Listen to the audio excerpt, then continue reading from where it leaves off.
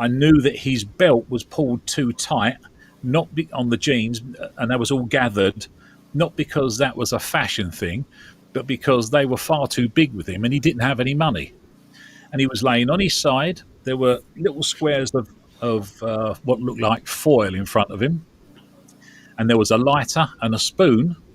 And now I don't know. When you're talking about a drug thing, I don't know what that is. It just, I just described, there was no syringe or anything, so I just described, she's going, no, none of that, no, can't take any of that, doesn't ring any bells. Now, she was sitting with her mother and father, so I don't quite know whether she was just walking away from what I was saying because she was embarrassed in front of them. She came up to me during the break. At the end of that, I started getting like a voice. It felt like somebody was saying something to someone. It was completely different to this very vivid picture I was getting. And the voice said, "Don't you dare do this." So no, and I just didn't say that bit. I didn't say what the voice said. So the girl came up to me in the break, and she said, "I'm really sorry. I didn't mean to close you down then." She said, "It's a bit weird. Every single medium I see draws exactly the same picture as you've just drawn, though." So at that point, I thought, oh, well, that was unusual. That was a bit strange. That's never happened to me before. The second half started. Sue went on, and the first thing she said, "I need to say that lady there." I never told anybody the voice that I heard internally. She said, "I need to talk to that lady here." She said, "I've got a man here and he's saying, 'Don't you dare do this.'" So at that point I went, oh, hang on, whatever these mediums have done or are doing, I've just replicated it. I even went to this Friday night spiritualist church regularly to see whether there was a pattern to what the mediums were saying. Whether there was a patter, if you like a car salesman pattern. They just stumbled across things that were right, but they didn't really know. And I couldn't draw any link between any medium. There was no similarities between them all. They all work slightly differently. And so that left me, because at that time with the research that I was doing, I knew there was a consciousness.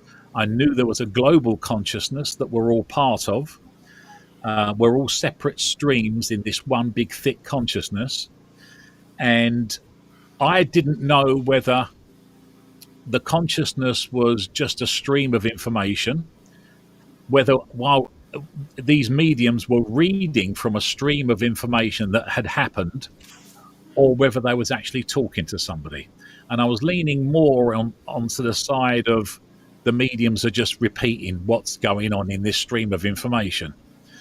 But when I heard that voice internally, that changed everything, especially when Sue said it. That changed everything. Now, I'm fully believing that consciousness doesn't die with the brain. Consciousness just carries on.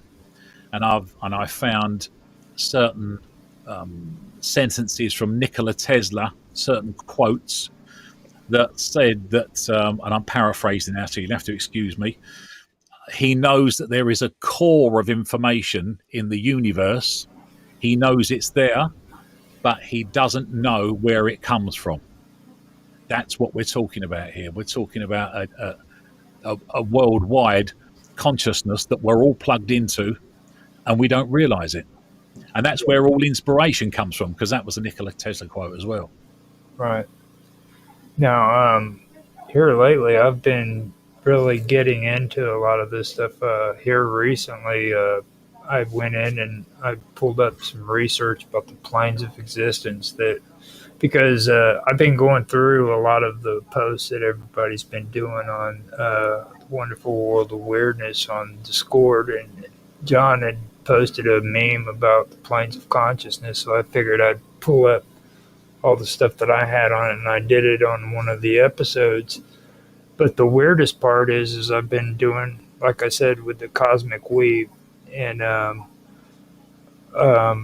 the strange part about all of that is it there's like a confirmation in a lot of the things that I've been doing here lately, because I've even compared it to, or like I've actually had a few roundtables with a few people who were, a couple people who were religious and spiritual, and this stuff actually does stand up. Not only does it stand up religiously and spiritually, but scientifically too, because I think a lot of people don't understand the human brain, you know what I mean, as well as what they really think they do, because if you look at the scientific aspects of it, you'll start seeing, like, you know how you guys always talk about vibrations, right?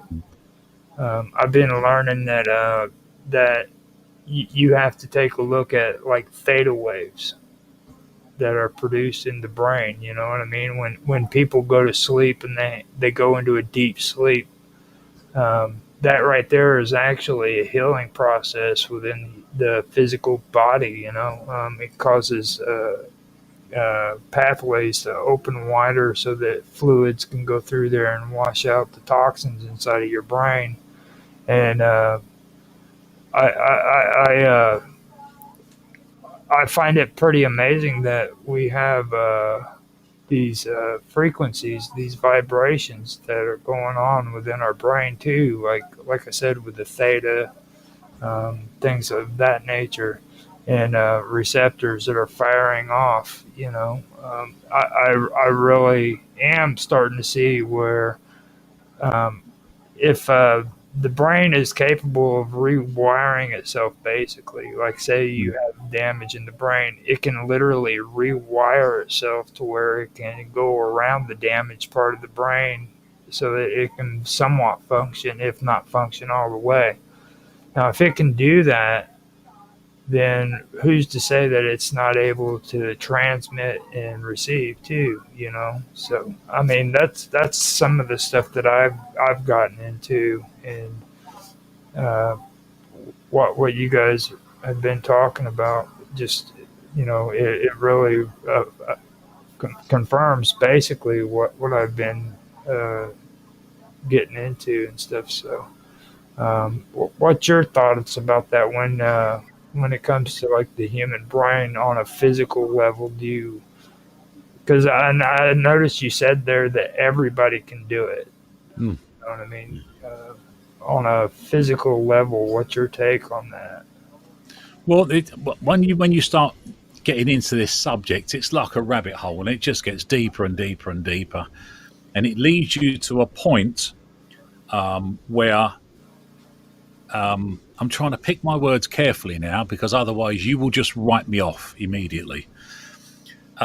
Everything is thought. Everything is mind. There is no material. We just think there's material. And there's an experiment recently where scientists have actually frozen light. So they've done a small experiment, exploded it, and then flash froze it. And you can see this light, which is everything. There's another train of thought to say that what we think is consciousness is actually light. But I haven't gone down that route, so I can't expand on that very much. But consciousness is everything. It is all there is. Even if you look into quantum physics, and they keep coming out with highfalutin names for this, like the holographic reality theory and the simulation. We're in the simulation. It's just thought. That is the basic, purest form of everything. We are here because we think we're here, as Rene Descartes said when he was asked, how do we know we're awake and we're not asleep?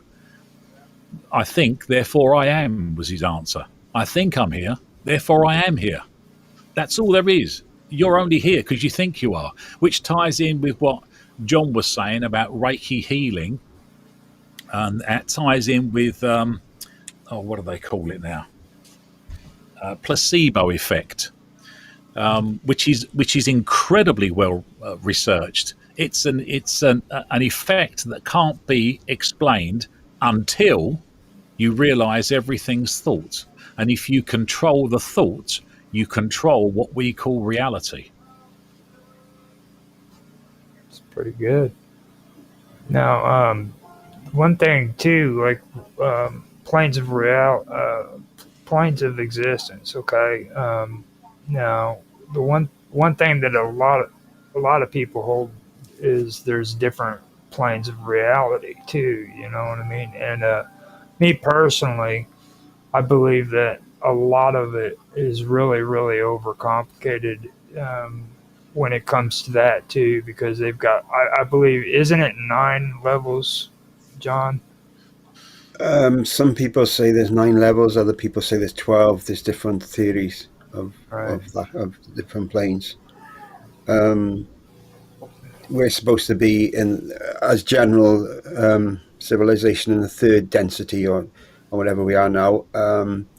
Spiritual people tend to be more in the 4th and 5th density, dimension, whatever you want to call it. It just depends on how you view it, really. But there's definitely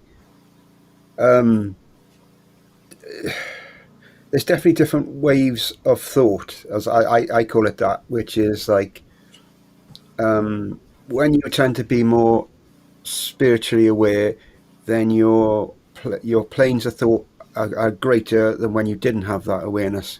Like, how can I describe it? Like being in say you're in like a goldfish bowl, before you become spiritually awake, suddenly you might be still in a bowl, but the bowl will be much greater.